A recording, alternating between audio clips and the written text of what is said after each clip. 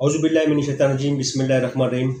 मैं हाजी नवाज़ Baroi, town chairman मंगो पीर, एक appeal करना चाहता हूँ मंगो पीर, मोमिनाबाद, आर्मी टाउन के अवाम से, और ख़ास तौर पर जो सिंध गवर्नमेंट खिदमत में सबसे आगे, जिस तरह सिंध गवर्नमेंट सेहत के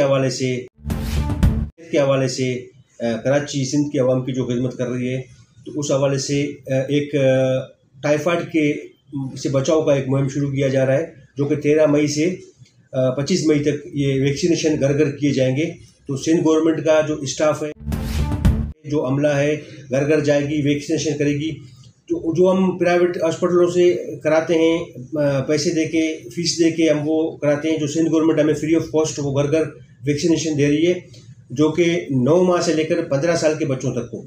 तो उसके लिए मैं अपील करता हूँ उन वालिदैन से जो कोशिश करें कि अपने बच्चों को ये वैक्सीनेशन लाजमी कराएं और सिंध गवर्नमेंट के स्टाफ के साथ ताउन करें। आपका बहुत शुक्रिया। इस वीडियो को लाइक करें, हमारे चैनल को सब्सक्राइब करें और बेल आइकन जरूर प्रेस करें हमारी न्यू वीडियो सबसे पहले देखने के लिए।